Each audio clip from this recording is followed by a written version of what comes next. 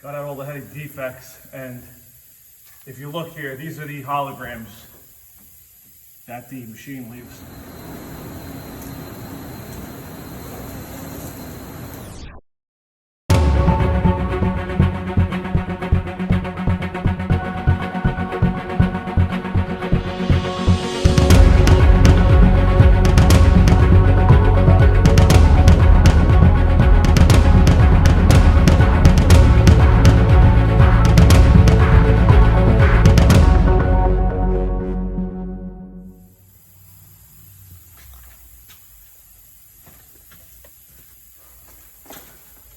It's 4:45. I wanted to show. All right, so a lot of people, any detailers that really are doing horrible paint corrections are using a rotary, and this is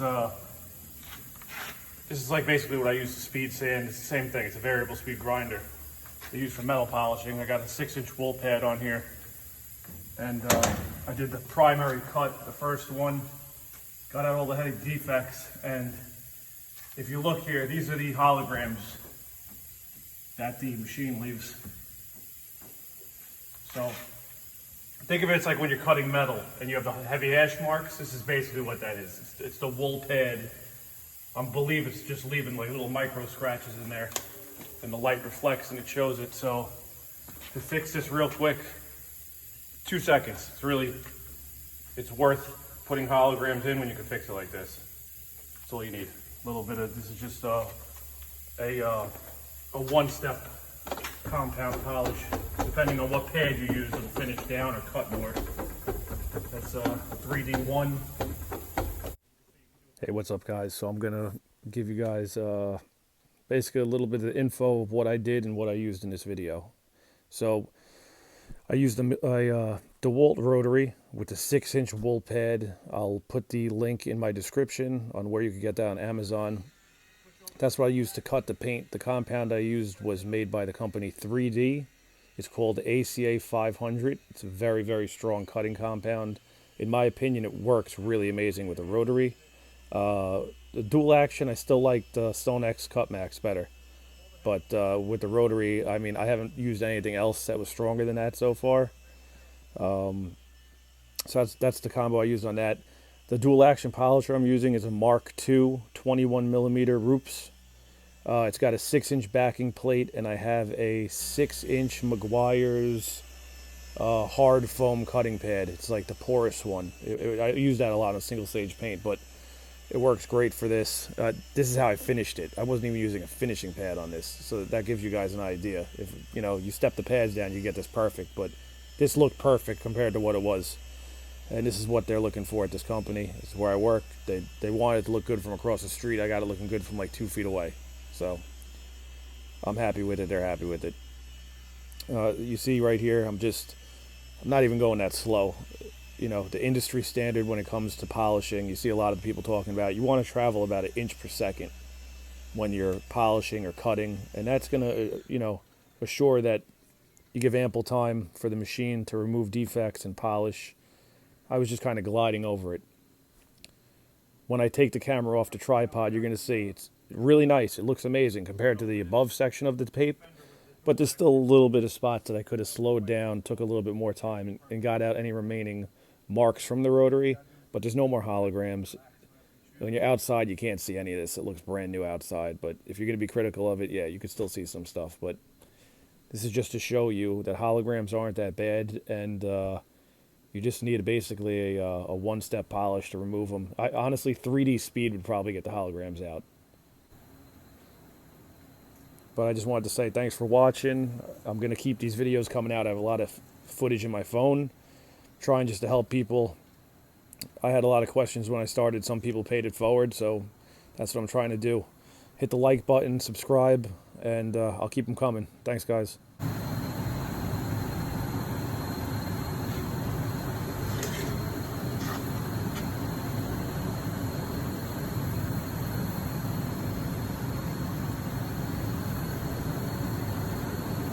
I got to do this in a certain amount of time. I can't spend 3 days doing a paint correction, but this is a pretty good paint correction for every single truck. And that's just how drastic of a difference that is. That's how you get holograms out. It's a two-step correction on everything. I always go over it with HG speed to wax it and polish it out a little bit more, but for this video, this is how we're doing this. And this is my way. I'm not saying it's the right way. You go on YouTube and find a million different people that are gonna say a certain thing, do it a certain way. But this works for me. And when you see it in person, it looks amazing. So,